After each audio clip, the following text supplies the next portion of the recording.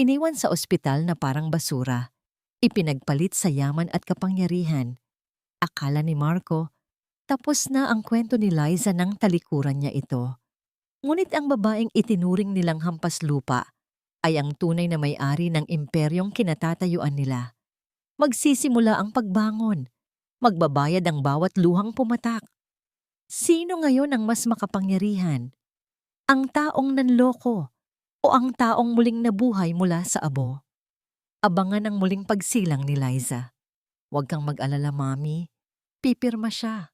Alam ni Liza kung saan siya lulugar. Wala siyang choice kundi tanggapin ang pera dahil sa huli, alam niyang isang malaking pagkakamali lang ang lahat ng ito. Napatigil ang mundo ko sa likod ng bahagyang nakabukas na pinto ng VIP maternity ward. Ang boses na yon, ang malamig at walang emosyong boses na yon ay kay Marco. Ang asawa ko. Ang lalaking akala ko ay kapwa ko tindero sa Quiapo. Ang lalaking nangako sa akin ng habang buhay habang naghahati kami sa isang pirasong tuyo at mainit na kanin sa aming barong-barong. Dahan-dahan kong tiningnan ang aking kandungan. Naroon ang aming anak, isang munting anghel na himbing na natutulog. Walang kamalay-malay, sa lason na lumalabas sa bibig ng kanyang ama.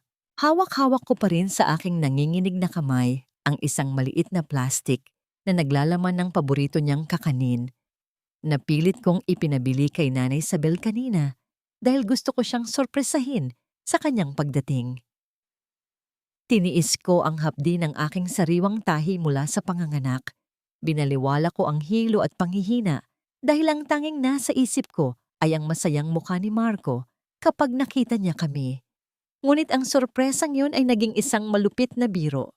Sa kabila ng pinto, nakita ko si Marco na nakatayo sa tabi ng isang matandang babae na balot ng mamahaling alahas at nakasuot ng damit na mas mahal pa yata sa kabuuan ng aming buhay sa slums, si Doña Victoria. Mabuti naman at natauhan ka na, Marco, mariing sabi ng matanda habang diring-diri na tumitingin sa paligid ng ward. Hindi ko hahayaang madungisan ang pangalangan ng ating pamilya ng isang babaeng amoy lupa at nagtitinda ng gulay. It's time for you to go back to your real life. Iiwan mo ang perang ito at sisiguraduhin mong hindi na siya magpapakita pa kahit kailan. I know, Ma. It was just a phase. I'm sorry if I caused so much trouble. Sagot ni Marco. Ang kanyang tinig ay tila isang talim na dahan-dahang humihiwa sa aking puso. Sa sandaling iyon, naramdaman ko ang unti-unting pagkamatay ng bawat pangarap na binuo ko sa loob ng 3 taon. Ang init ng kanyang mga yakap noon ay tila naging yelo na nanunuot sa aking mga buto.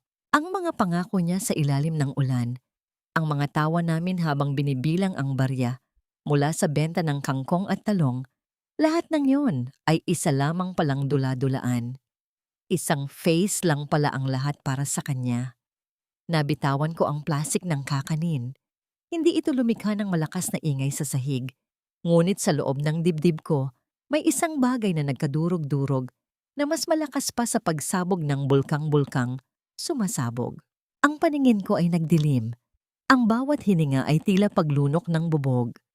Tumingin ako sa aking anak, ang kanyang munting ilong at pilik mata na kamukhang kamukha ng lalaking nasa harap ko ngayon.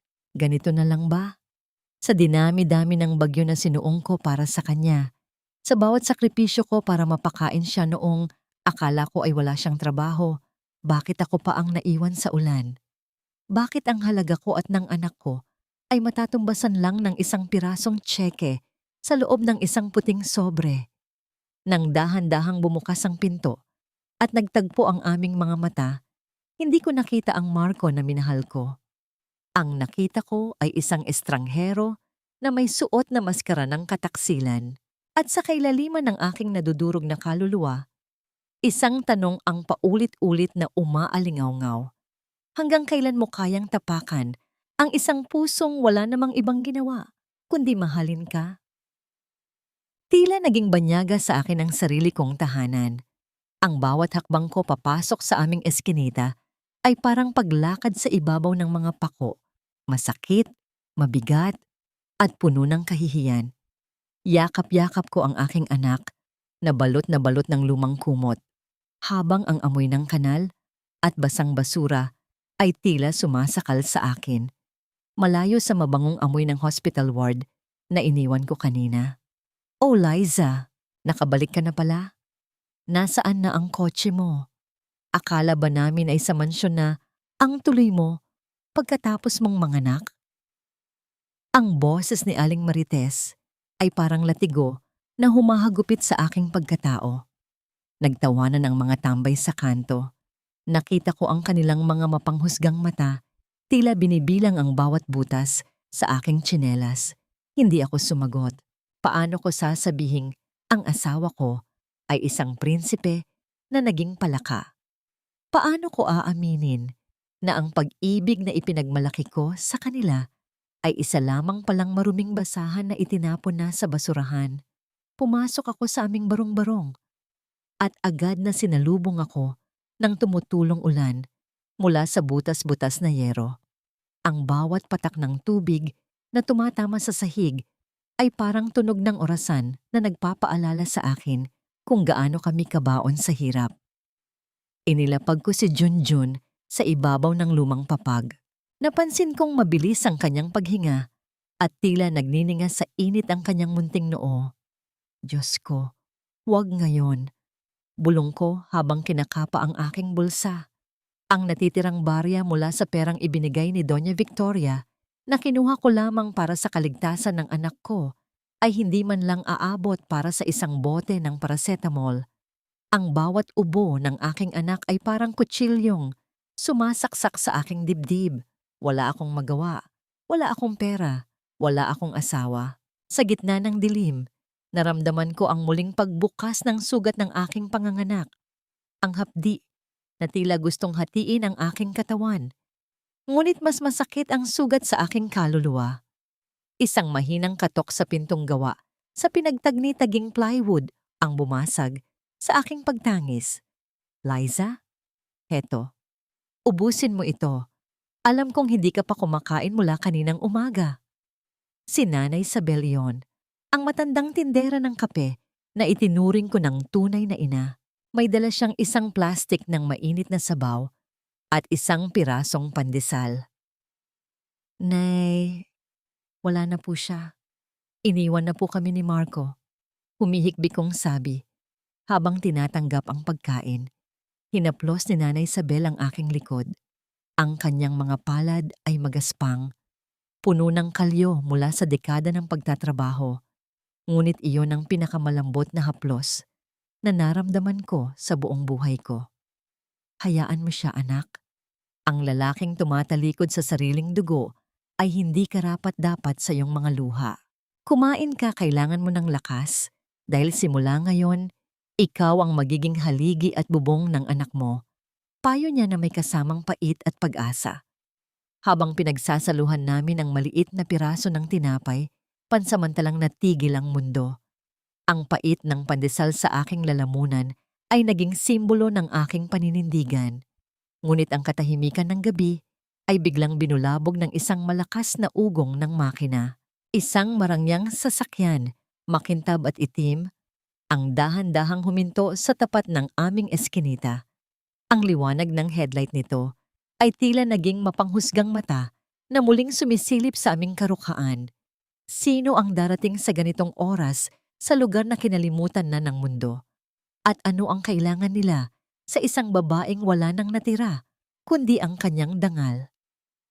Ibigay mo na ang bata, Liza. Hindi siya mabubuhay sa basurang ito. Huwag mo nang hintayin na kaladkarin ka pa namin palabas dito. Ang boses na yon ay hindi kay Marco, kundi sa isang lalaking nakasuot ng barong na tila bodyguard ng isang politiko. Nakatayo siya sa pintuan ng aming barong-barong. Ang kanyang malalaking anino ay lumalamon sa kakarampot na liwanag mula sa aming gasera. Sa likod niya, nakita ko ang kinang ng itim na sasakyan na tila isang dambuhalang naghihintay sa dilim. Yumakap ako ng mahigpit kay Junjun. Naramdaman ko ang mabilis na tibok ng kanyang maliit na puso. Tila nakikiramdam sa panganib na nasa harap namin. Ang amoy ng mamahaling pabango ng lalaki ay humalo sa amoy ng amag at basang kahoy sa loob ng aming bahay, isang amoy ng kapangyarihang pilit na sumasakop sa aming karukaan. Hindi ko ibibigay ang anak ko. Umalis kayo. Sigaw ko, kahit na ang boses ko ay nanginginig sa takot at panghihina. Tingnan mo ang paligid mo, Liza. Sabi ng lalaki habang inilalapag ang isang itim na maleta sa ibabaw ng aming mabuway na lamesa. Binuksan niya ito at doon ay tumambad ang mga bundle ng tig-1,000 piso. Ang kulay ng pera ay tila nanunukso sa gitna ng kadiliman. Sapat na ito para makabili ka ng bagong buhay. Isang pirasong papel lang ang pipirmahan mo at tapos na ang lahat ng hirap mo. Utos ito ni Doña Victoria. Ayaw niyang lumaking pulubi ang apo niya. Naramdaman ko ang pag-akyat ng dugo sa aking muka. Apo? Ngayon ay kinikilala nilang apo ang anak ko matapos nila kaming itapon na parang basura sa ospital. Ang bawat bundle ng perang iyon ay tila mga bato na ipinupukpok sa aking dangal. Sabihin mo sa amo mo, hindi na bibili ang anak ko at hinding-hindi ko siya hahayaang lumaki sa poder ng mga taong walang puso. Lalapit sana ang lalaki para hawakan ang braso ko, ngunit biglang humarang si Nanay Isabel. Bit-bit niya ang kanyang lumang takure na puno ng bagong kulong tubig. Subukan ninyong humakbang paabante at sisiguraduhin kong maluluto ang mga balat ninyo. Mga wala kayong hiya. Hindi ninyo ba nakikitang bagong panganak ang bata? Ang tapang sa mga mata ni Nanay Isabel ay tila isang pader na hindi matitibag. Ang usok mula sa mainit na tubig ay naging babala sa mga dayuhan. Bahagyang napaatras ang lalaki, ang kanyang mukha ay napalitan ng inis at pagkadiri. Matitigas ang ulo ninyo, malamig niyang sabi habang isinasara ang maleta. Kung ayaw ninyo sa madaling paraan, dadaanin namin kayo sa paraang masakit. Huwag ninyong kalimutan, ang perang ito, sana ang sasagip sa inyo sa darating na bukas. Inilabas niya ang isang pirasong papel mula sa kanyang bulsa at idinikit ito sa aming pinto bago sila tuluyang umalis. Ang bawat tunog ng kanilang mga hakbang sa putikan ay parang mga yabag ng paparating na kamatayan. Nang mawala ang ingay ng kanilang sasakyan, dahan-dahan kong nilapitan ang pintuan. Binasa ko ang nakasulat sa papel sa ilalim ng malamlam na liwanag ng buwan. Ang aking mga tuhod ay tila naging jelly at dahan-dahan akong napaupo sa sahig habang yakap pa rin ang aking anak. Ang V-Legacy, ang kumpanya ni na Marco, ang nakabili sa lupang kinatatayuan ng aming eskinita. Sa loob ng 3 araw, gigibain ang bawat barong-barong dito. Gagawin itong isang marangyang subdivision. Wala na kaming bahay, wala na kaming matataguan. Ang bawat sulok ng mundo ay tila unti-unting sumasara para sa amin ni Junjun. At ang tanging nagpapanatili sa akin sa katinoan ay ang init ng katawan ng aking anak na naghahanap ng kalinga sa aking bisig. Saan kami pupunta? Sa gitna ng malawak na lungsod ng Maynila, may puwang pa ba para sa isang inang walang kahit na ano, kundi ang kanyang pagmamahal? Wala na tayong oras, Liza. Naririyan na ang mga bulldozer. Kailangan na nating lumabas bago pa tayo mailibing ng buhay sa sarili nating mga pangarap. Ang boses ni Nanay Isabel ay nanginginig, hindi sa takot, kundi sa pagmamadali. Sa labas, ang ingay ng mga dambuhalang makina ay tila isang paparating na lindol na yuyugyog sa bawat hibla ng aming buhay.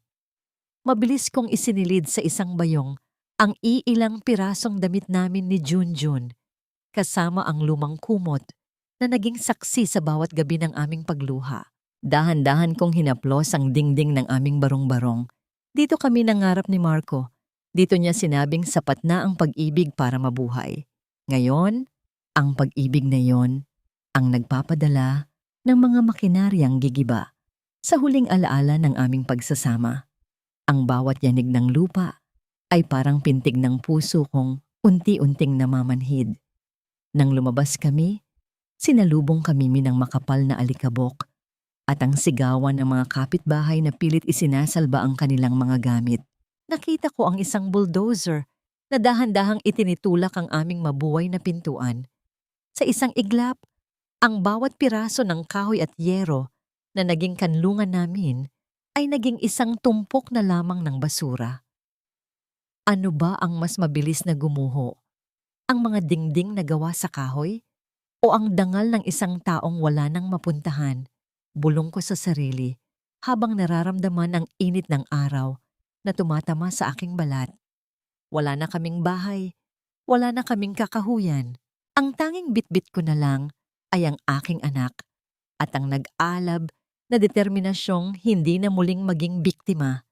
Dinala kami ni Nanay Isabel sa isang maliit na bakanting lote malapit sa palengke ng Quiapo. Isang sulok na malapit sa tambakan, ngunit kahit papaano ay may bubong na lona. Doon, gamit ang huling barya sa aking bulsa, bumili ako ng isang banyera ng sariwang kangkong, talong, at sili mula sa isang kakilalang magsasaka. Liza, sigurado ka ba rito? Magtitinda ka sa kalsada habang kalong ang anak mo? Tanong ni Nanay Isabel na may halong pag-aalala. Wala na akong ibang alam gawin, Nay. Pero sisiguraduhin kong ang bawat kangkong na ibebenta ko ay magiging ginto para sa kinabukasan ni Junjun. Sagot ko habang inaayos ang aking paninda sa ibabaw ng isang lumang sako. Nagsimula ang bawat araw ko sa ingay ng palengke bago pa sumikat ang araw.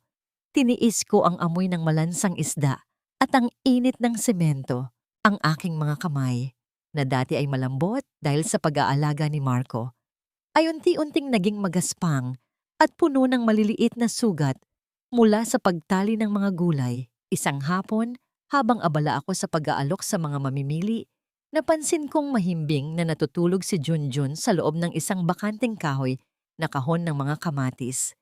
Ginawa ko itong munting higaan niya, nilatagan ng malinis na lampin. Nakita ko ang isang matandang lalaki na nakasuot ng simpleng polo. Matikas ang tindig ngunit may malungkot na mga mata na nakatitig sa aking anak. Matikas ang batang yan. At ang nanay niya, may mga matang hindi sumusuko sa bagyo. Wika ng matanda. Hindi siya mukhang mamimili, ngunit ang kanyang presensya ay tila nagbibigay ng kakaibang bigat sa hangin. Kailangan po, Lolo. Para sa anak ko, kahit anong hirap, lulunukin ko. Sagot ko habang iniabot sa kanya ang isang plastik ng pinakamagandang sili na meron ako. Kinuha niya ang sili at iniwan ng 1,000 piso. Huwag mo nang ibigay ang sukli. Pambili iyan ng gatas ng bata. Magkikita pa tayong muli, Liza. Nagtaka ako. Paano niya nalaman ang pangalan ko?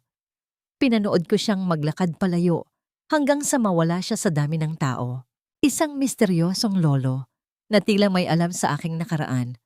O marahil ay isang anghel na ipinadala ng langit sa gitna ng aking kalbaryo. Sino ang matandang iyon? At bakit tila naging mas magaan ang pakiramdam ko matapos ang aming maikling pag-uusap? Sa gabing iyon, habang pinagmamasdan ko ang mga bituin sa gitna ng usok ng lungsod, alam kong nagsisimula pa lang ang aking tunay na laban. Lumipas ang 5 taon na tila isang mahabang panaginip na binuo mula sa bawat patak ng pawis at bawat puyat sa ilalim ng malamlam na ilaw ng palengke. Ang mga kamay ko na dati ay nanginginig sa takot sa loob ng ospital, ngayon ay matatag na humahawak sa manibela ng sarili kong delivery truck. Hindi na sako ang higaan ni Junjun.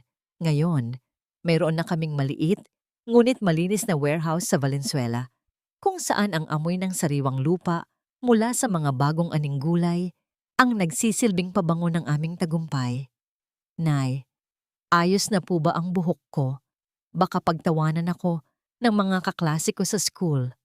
Tanong ni Junjun, habang pilit na inaayos ang kanyang asul na kurbata. 5 taon na ang aking anak.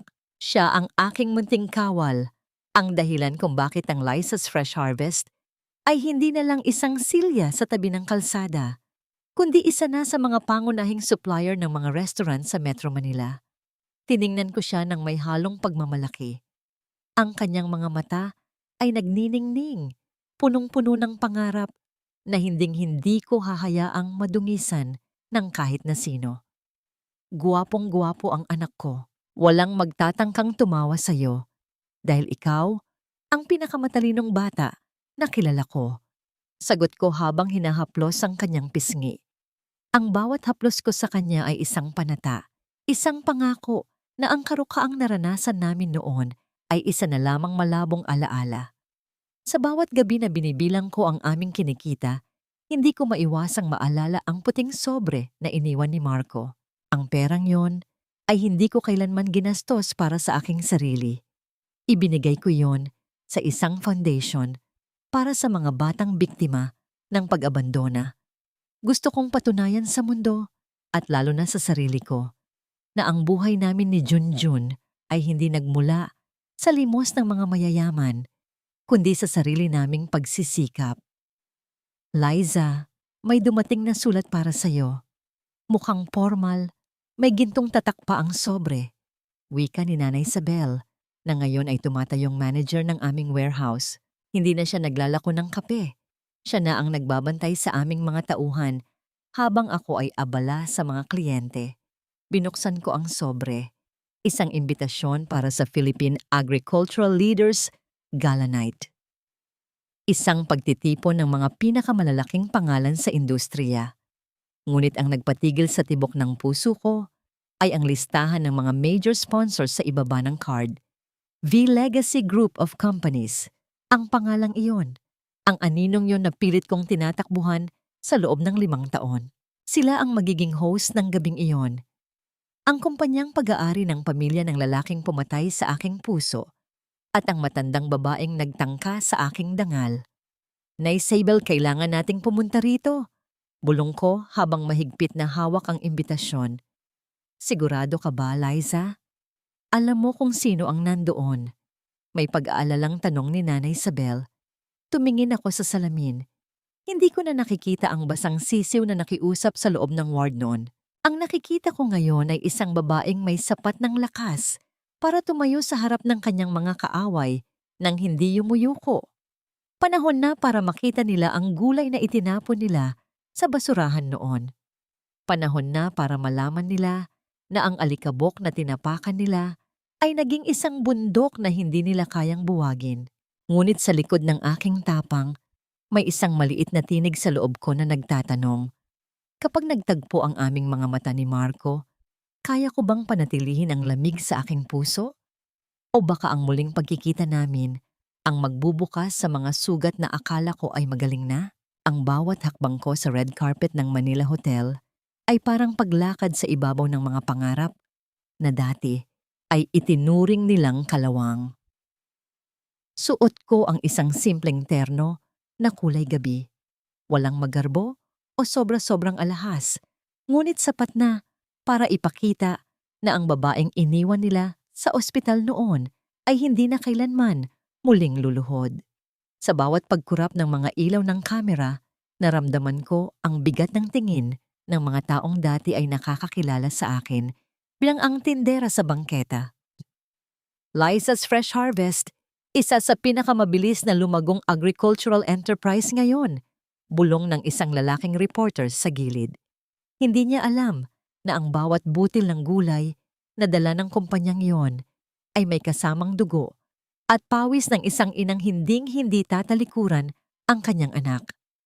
Pagpasok ko sa main ballroom, ang ingay ng mga tawanan at pag-uusap ay tila biglang humina. Doon, sa gitna ng mga malalaking chandelier, nakatayo si Doña Victoria. Hindi siya nagbago. Ang kanyang mga mata ay nananatiling matalim, puno ng mapanghusgang pagtingin. Tila iniskan ang bawat detalye ng aking pagkatao. At sa tabi niya, si Marco.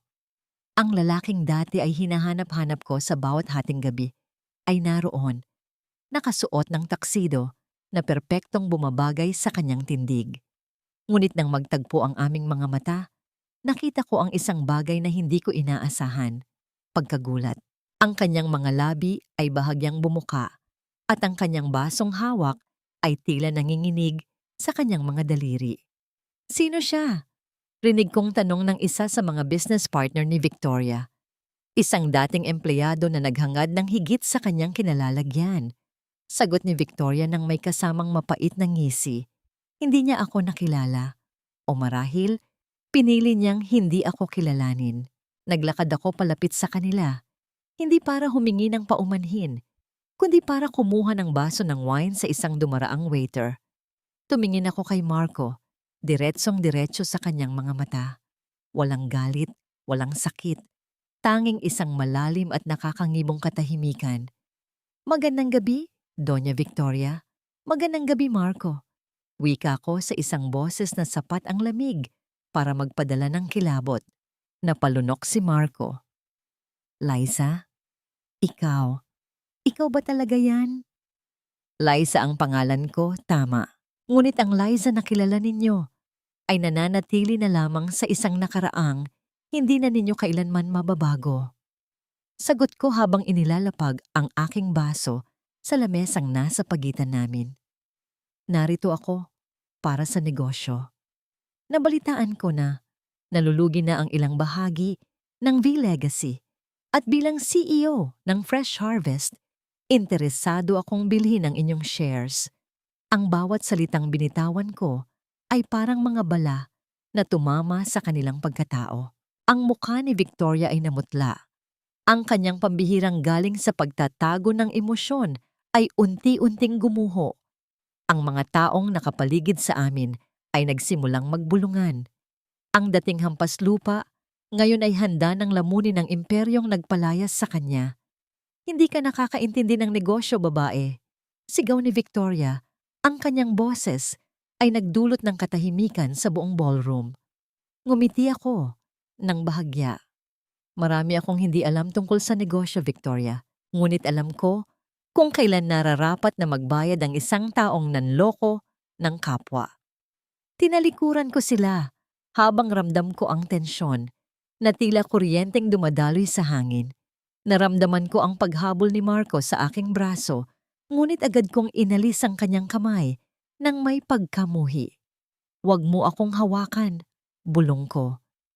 Hindi na ako ang babaeng iniwan mo sa ospital na walang kahit na ano.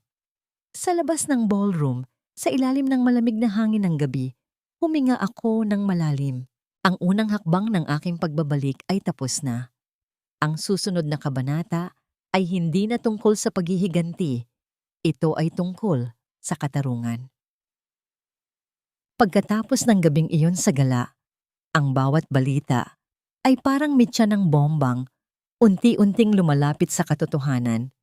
Nakaupo ako sa aking opisina, pilit na pinapakalma ang aking isip nang biglang pumasok ang aking sekretarya kasama ang isang matandang lalaking pamilyar ang mukha. Siya ang matandang lalaki sa palengke. Ang lolo na nagbigay sa akin ng pag-asa noong ako ay wala nang matakbuhan. "Liza, nauunawaan ko ang lahat. Nakita kita sa balita. Ang iyong tapang, ang iyong boses, hindi yun nagkamali ng pinagmulan." Wika ng matanda habang dahan-dahang lumalapit sa aking hapag. Si Don Ismael, ang pangalang narinig ko lamang noon sa mga usap-usapan sa industriya bilang ang silent giant ng ekonomiya. Naupo siya sa harap ko, ang kanyang mga kamay ay nanginginig ng bahagya habang inilalabas ang isang lumang kwintas mula sa kanyang bulsa, ang kapareho ng kwintas na iniwan sa akin ni nanay.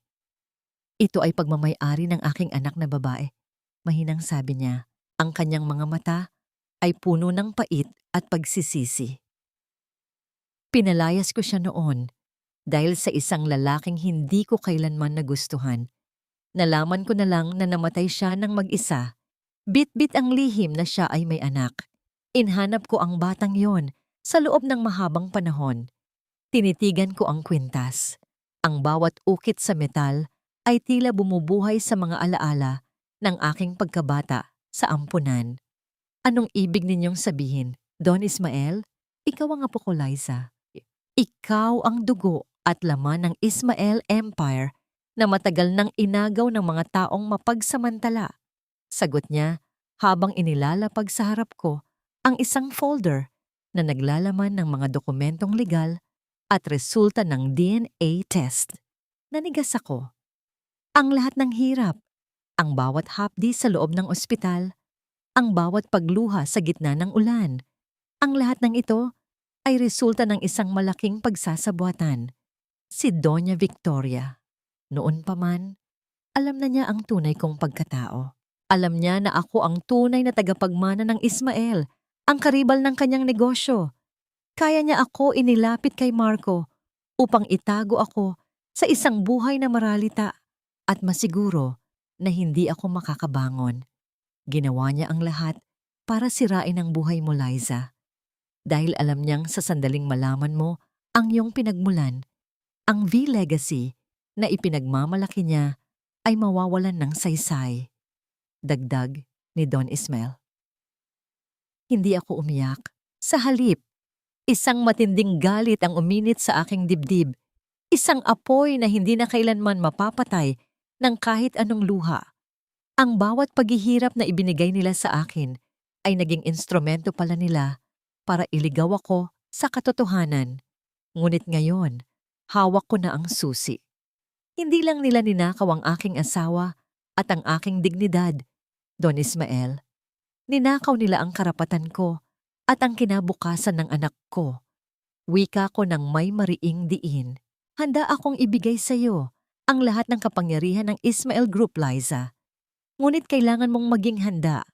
Ang pagbawi sa iyong karapatan ay hindi magiging madali. Handa ka bang harapin ang lahat ng paninira at panganib na ihahain nila sa iyo? Tumingin ako sa labas ng bintana. Nakita ko ang refleksyon ng aking sarili sa salamin. Hindi na ito ang babaeng tindera ng gulay. Ito ay ang babaeng handang bawiin ang lahat ng kinuha sa kanya. Hindi ko na kailangang maging handa, Don Ismael, dahil 5 taon na akong naghahanda para sa sandaling ito. Sagot ko habang pinipirmahan ang mga dokumentong magpapabago sa kasaysayan ng aming buhay.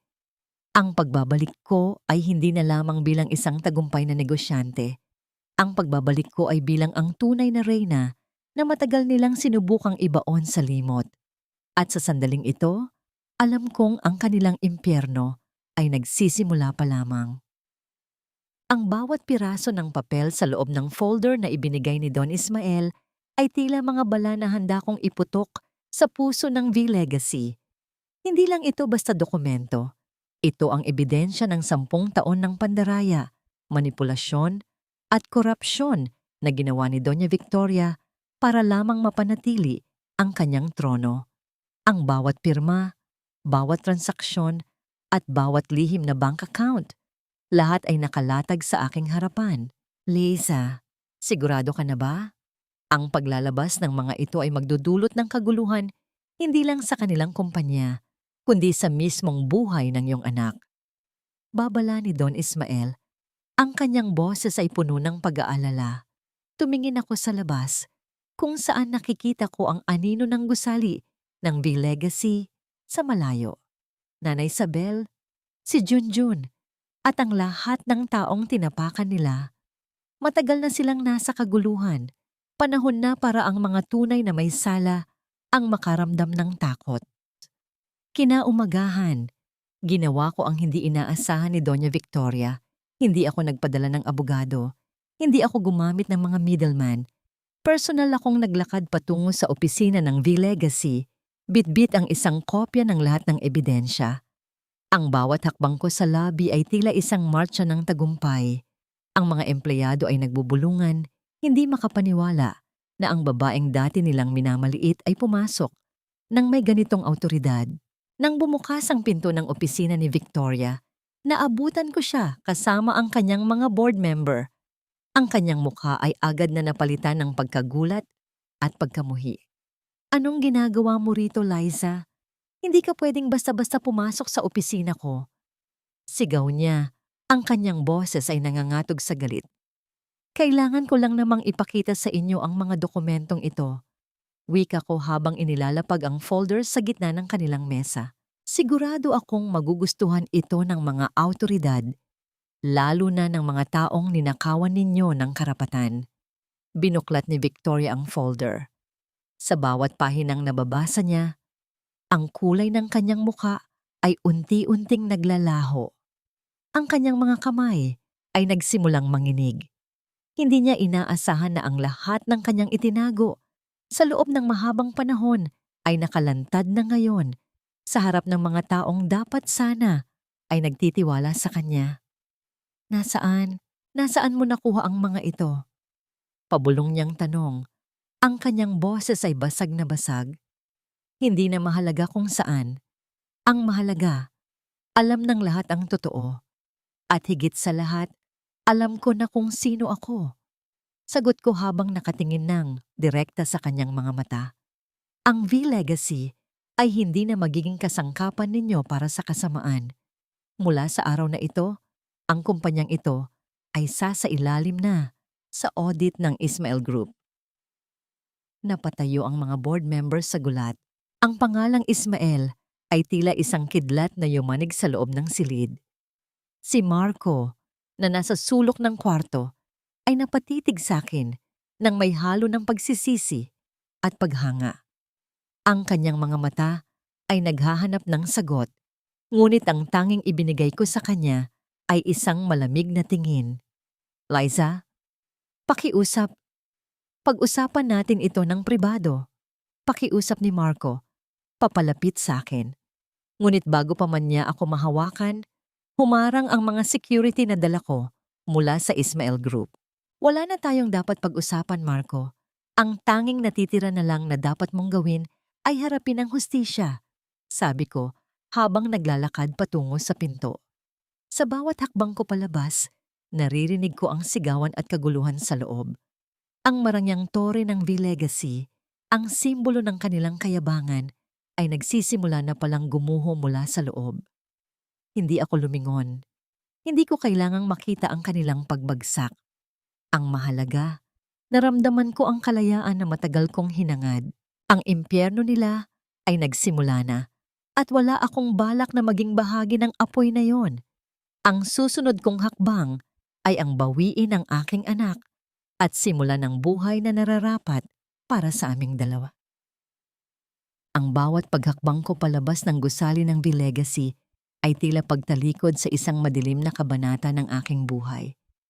Hindi ko na narinig ang sigaw ni Victoria, ang pagmamakaawa ni Marco, o ang bulong-bulungan ng mga empleyadong saksi sa kanilang pagbagsak. Ang tanging naririnig ko ay ang tibok ng aking sariling puso, isang pintig na puno ng kapayapaan sa gitna ng unos. Pagdating ko sa bahay, sinalubong ako ng mainit na yakap ni Junjun. Ang kanyang mga kamay ay may bahid pa ng pintura mula sa kanyang sining sa paaralan. Isang simple ngunit napakahalagang paalala na ang lahat ng ginawa ko ay para sa kanya. Ikinuwento ko sa kanya ang tungkol sa mga magagandang lugar na pupuntahan namin, tungkol sa bukid na pagmamay-ari ng Lolo Ismael, kung saan siya malayang makakatakbo nang walang takot o pangamba. Mami, doon po ba ay may mga puno ng mangga na pwedeng akyatin? Tanong niya habang nakatingin sa akin ng may pagkamangha. Oo, anak. Lahat ng gusto mo, pwede nating gawin doon. Sagot ko habang hinahalikan ng kanyang noo. Sa bawat salitang binibitawan ko, unti-unting nabubura ang bigat ng nakaraan. Ngunit sa kalagitnaan ng gabi, isang malakas na katok sa aming pinto ang yumanig sa aming katahimikan. Hindi ito ang katok ng mga taong gustong manira, kundi isang mahinang katok ng taong naghahanap ng huling pagkakataon. Pagbukas ko ng pinto, naroon si Marco. Ang kanyang tuxedo ay gusot na. Ang kanyang buhok ay magulo at ang kanyang mga mata, na dati ay puno ng pagmamalaki, ay basang-basa ng luha. Liza, pakiusap. Hindi ko alam ang lahat ng ito. Pabulong niyang sabi. Ang kanyang boses ay tila isang sumpa ng pagkakasala. Inakala ko na ang paglayo ko sa inyo ay para sa inyong kaligtasan dahil iyon ang sinabi ni Mami. Hindi ko inakalang gagawin niya ang lahat ng ito para lang sa pera. Tumitig ako sa kanya. Walang galit, walang puot. Tanging awa. Awa para sa lalaking naging alipin ng kanyang sariling ina. Sa lalaking hindi nagkaroon ng lakas ng loob na panindigan ng kanyang sarili para sa taong kanyang pinangakuan ng habambuhay. Marco, Ang paglayo mo ay hindi para sa aming kaligtasan. Ito ay para sa iyong sariling kaginhawaan. Sagot ko habang dahan-dahang isinasara ang pinto. Sinunod mo ang iyong ina dahil mas pinahalagahan mo ang perang kaya niyang ibigay kaysa sa pagmamahal na kaya nating buuin. Ang V-legacy na pinaglaban mo ay gumuho na at ang pamilyang tinakbuhan mo, wala na ring puwang para sa'yo. Liza, huli na ba ang lahat? Maaari ba tayong magsimula muli? Tanong niya.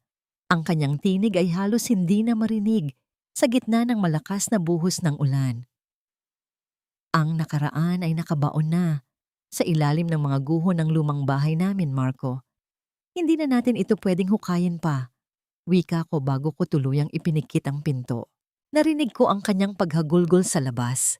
Ang bawat hikbi ay parang musikang nagpapaalala sa akin ng lahat ng sakit na aking dinaanan.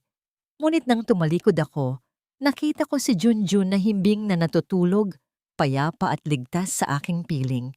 Sa gabing iyon, hindi na ako lumuha.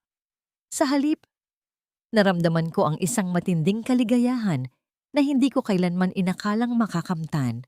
Ang hustisya ay naibigay na, hindi sa pamamagitan ng paghihiganti, kundi sa pamamagitan ng pagpili sa sarili kong kaligayahan. Ang bawat bituin sa langit ay tila nagdiriwang para sa aking kalayaan. Hindi na ako ang babaeng naghihintay sa ulan. Ako na ang babaeng gumagawa ng sarili niyang sikat ng araw. Ang bawat araw na lumilipas ay tila isang malinis na canvas na unti-unting pinipintahan ng mga kulay ng pag-asa. Wala na ang mga anino ng V-legacy na nagbabalot sa aking mga panaginip. Sa halip, ang tanging naririnig ko na lamang ay ang huni ng mga ibon sa bukiran ng mga Ismael at ang masayang tawanan ng aking anak na si Junjun habang hinahabol ang mga alitaptap sa damuhan. Isang hapon, habang naglalakad ako sa aming malawak na taniman, nakita ko si Doña Victoria. Hindi na siya ang babaeng nakasuot ng mamahaling alahas at nakataas ang noo. Siya ay nakaupo sa isang lumang bangko sa labas ng isang maliit na apartment na siya na ngayong tinutuluyan. Ang kanyang mga kamay, na dati ay nagdidikta ng kapalaran ng marami, ay abala ngayon sa pagbabalat ng bawang para sa kanyang maliit na negosyo ng pagkaing kalye. Dahan-dahan akong lumapit. Hindi ko siya pinuntahan para manginsulto, kundi para wakasan ang huling bahagi ng aking nakaraan. Victoria, tawag ko, napaangat siya ng tingin. Ang kanyang mga mata, na dati ay punong-puno ng pagkamuhi, ay nakita ko ang isang kakaibang pagod. Wala nang tapang, wala nang bagsik. Liza, anong ginagawa mo rito? Paparating ka ba para ipamukha sa akin ang lahat? Umupo ako sa tabi niya. Ang simoy ng hangin ay dala-dala ang amoy ng nilulutong pagkain mula sa kalapit bahay. Isang amoy na napakapamilyar. Ang amoy ng buhay na dati kong kinalakihan. Hindi, Victoria. Nandito ako para ibigay ang mga dokumentong kailangan mo para sa iyong medical care. Alam kong hindi mo na kayang bayaran ang iyong mga gamot at alam ko ring walang ibang tutulong sa iyo. Inilapag ko sa mesa ang isang sobre. Ang perang ito ay mula sa sarili kong kita. Hindi ito pera ng mga Ismael at hindi ito pera na nakuha ko sa paghihiganti. Ito ay tulong mula sa isang taong natuto ng patawarin ang kanyang sarili. Napaluha ang matandang babae. Yumuko ang kanyang mga balikat. Tila pasan niya ang bigat ng maraming pagkakamali at alaala. Mahina siyang nagsalita, puno ng pagsisisi. Bakit mo pa ito ginagawa? Matapos ang lahat ng nangyari sa pagitan natin, matapos ang lahat ng sugat na naiwan ko sa iyo at sa iyong anak? Sandali akong natahimik habang nakatingin sa papalubog na araw sa di kalayuan. Ginagawa ko ito dahil gusto kong makalaya, mahinahon kong sagot. Kung patuloy akong kakapit sa galit, ako rin ang mananatiling nakakulong sa nakaraan. Huminga ako ng malalim bago muling nagsalita. Ang pagpapatawad, Victoria, hindi para sa iyo. Ginagawa ko ito para sa sarili ko. para tuluyan ng makapagpatuloy. Iniwan ko siya roon, nakaupo sa harap ng kanyang bawang na tila isang munting bintana patungo sa kanyang sariling pagsisisi. Habang naglalakad ako pabalik, naramdaman ko ang isang matinding gaan sa aking dibdib. Wala na ang puot, wala na ang pait. Ang tanging natira ay ang malinaw na pag-unawa na ang bawat isa sa atin ay may kani-kaniyang kwento ng pagkakamali at pagbabago. Pagdating ko sa aming bahay, sinalubong ako ni Junjun at ni Nanay Isabel. Ang hapunan ay nakahain na sa lamesa. Simpleng pagkain, ngunit puno ng pagmamahalan. Naupo kami, pinagsaluhan ang bawat subo ng kanin na may halong pasasalamat. Sa bawat subo, ramdam ko ang pagtatapos ng aking kalbaryo. Hindi ko kailangan ng korona para maging reyna. Ang aking kapangyarihan ay wala sa perang hawak ko, kundi sa kakayahan kong magmahal ng walang pagtatangi at sa lakas kong magpatawad ng walang hinihintay na kapalit. Ang gabi ay tahimik at sa unang pagkakataon, sa loob ng 5 taon, ang bawat hininga ko ay walang dalang pangamba. Ang reyna ay nakauwi na, hindi sa isang trono ng ginto, kundi sa isang tahanang binuo mula sa sarili niyang mga kamay. Ang bawat paglubog ng araw sa aming bukirin ay nagsisilbing paalala na ang lahat ng unos ay may katapusan. Sa kabanatang ito ng aking buhay, hindi na ako ang babaeng nakikipaglaban sa agos. Ako na ang nagtatakda kung saan patungo ang aking bangka. Ang Ismail Empire, sa ilalim ng aking pamamahala, ay hindi lamang isang makina ng pera. Ito ay naging isang daluyan ng pag-asa para sa libu-libong mga ina na gaya ko noon. Mami, bakit po natin kailangang magtayo ng scholarship para sa mga bata sa eskinita? Tanong ni Junjun habang abala kami sa pagtatanim ng mga bagong punlan ng gulay sa aming garden. Hinaplos ko ang kanyang buhok. Ang kanyang mga mata ay refleksyon ng kinabukasan na pangarap ko para sa kanya. Dahil anak, ang tunay na tagumpay ay hindi nasusukat sa kung gaano kalaki ang iyong imbakan ng ginto. Nasusukat ito sa kung ilang buhay ang nabago mo gamit ang perang ibinigay sa atin. Ang edukasyon ang tanging yaman na hindi kayang nakawin ng kahit sino. Sa paglipas ng mga buwan, ang aking buhay ay naging isang tahimik na symphony ng pagbibigay at paglago. Hindi na ako naghahanap ng pagkilala. Hindi na ako umaasa na magugustuhan ako ng mundo. Ang bawat pagngiti ni Nanay Isabel tuwing nagluluto siya ng tanghalian, ang bawat mataas na grado ni Junjun sa paaralan, at ang bawat liham ng pasasalamat mula sa mga pamilyang natulungan namin, iyon ang aking tunay na kayamanan. Isang araw, habang naglalakad ako sa aming plantasyon, nakita ko ang isang pamilyar na anino. Si Marco. Nakatayo siya sa malayo, hindi na nakasuot ng mamahaling tuksido, kundi ng simpleng t-shirt at maong. Hindi na siya ang prinsipe ng V-Legacy. Siya ay isang lalaking sinusubukang buuin ang kanyang sarili sa gitna ng kanyang mga pagkakamali. Hindi siya lumapit. Hindi siya humingi ng tawad. Alam naming pareho na ang mga salita ay wala ng halaga. Tumingin lang siya sa akin mula sa malayo. Isang pagtingin na puno ng panghihinayang, ngunit may kasamang pagtanggap. At sa gitna ng hangin, tumango siya sa akin. Isang pagkilala na ang babaeng iniwan niya noon ay hindi na ang babaeng matatagpuan niya ngayon. Tinalikuran ko siya at nagpatuloy sa paglalakad.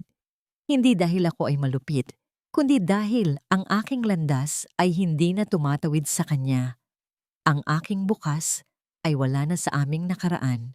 Liza, nandito na ang mga bisita para sa inaugurasyon ng ating bagong community center. Tawag ni Nanay Isabel mula sa malayo. Papunta na, Nay, sagot ko. Habang naglalakad ako, pabalik sa aming tahanan, tumigil ako, saglit at tumingin sa malawak na langit. Ang ulap ay dahan-dahang gumagalaw, nagbibigay daan sa maliwanag na sikat ng araw. Wala na ang takot, wala na ang pangamba. Ang reyna ay tapos na sa kanyang laban at ngayon handa na siyang maghari sa isang kaharian na binuo mula sa pagmamahal at kapayapaan. Ang kwento ko ay hindi nagtapos sa paghihiganti.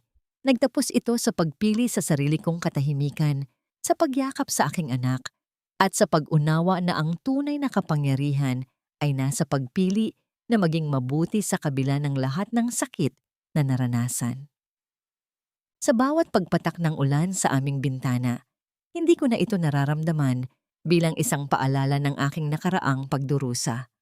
Ngayon, ang tunog nito ay tila isang malambing na oyayi na nagpapaalala sa akin ng kagandahan ng buhay na aking pinili. Tapos na ang laban. Ang mga sugat na dati ay tila hindi na maghihilom. Ngayon ay mga peklat na lamang na nagpapatunay na ako ay lumaban, ako ay nasaktan, at ako ay nagtagumpay. Ngayon ang araw ng pagbubukas ng Junjun's Community Center, isang lugar na binuo hindi para sa karangyaan, kundi para maging kanlungan ng mga inang tulad ko noon. Mga inang mag-isa, mga inang naliligaw, at mga inang nangangailangan ng pagkakataong makatayo muli. Habang naglalakad ako patungo sa entablado, nakita ko si Nanay Isabel na punong-puno ng ngiti. Ang kanyang mga mata, na dati ay puno ng pag-aalala para sa akin, ngayon ay nagniningning sa labis na pagmamalaki. Sa tabi niya ay si Junjun. Ngayon ay isang batang puno ng tiwala sa sarili. Hawak ang kamay ng isa pang bata mula sa aming komunidad. Nagtuturo sa kanya kung paano magbasa. Mami, handa na po ang lahat. Wika ni Junjun habang inaabot sa akin ang mikropono. Huminga ako ng malalim. Tiningnan ko ang mga taong nakatingin sa akin. Hindi sila mga board members ng isang malaking kumpanya. Hindi sila mga taong nagnanais na agawin ang aking yaman. Sila ay mga tao, mga nanay, mga ama, mga bata, na natulungan naming makabangon. Hindi ko binuo ang lugar na ito dahil ako ay mayaman.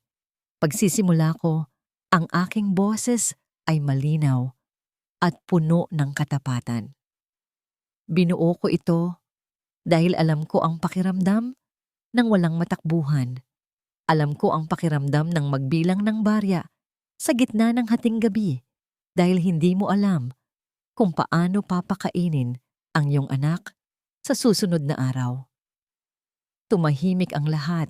Ang bawat salita ko ay tumatagos sa kanilang puso dahil ito ay hindi galing sa aklat kundi mula sa bawat hibla ng aking karanasan. Ang buhay ay hindi nasusukat sa kung gaano kalaki ang iyong imperyo.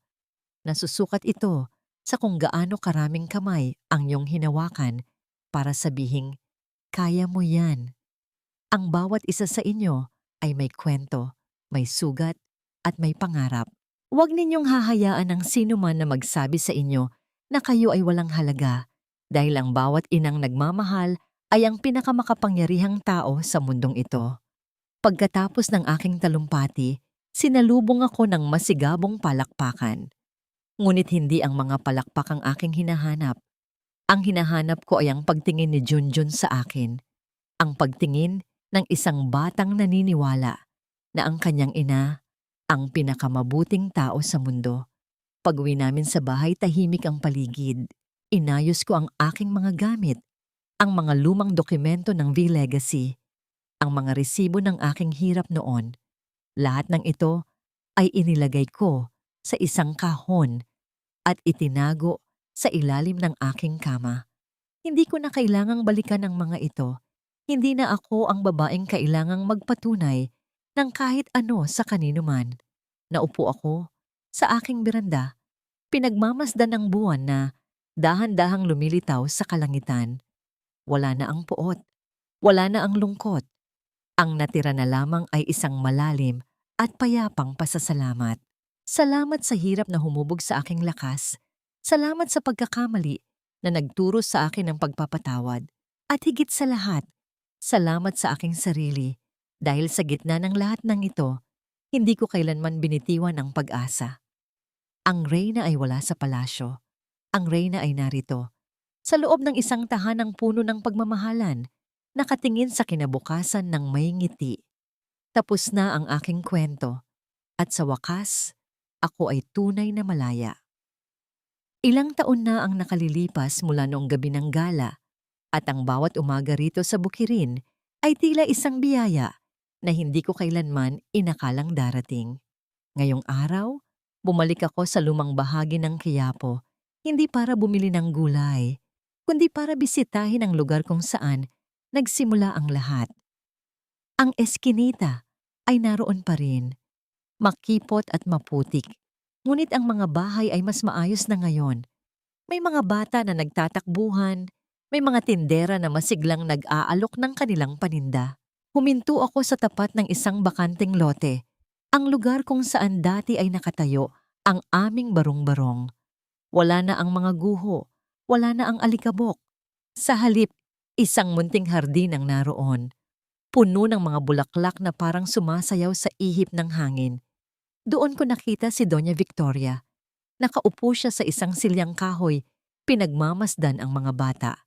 Nang makita niya ako, hindi na niya inalis ang kanyang paningin.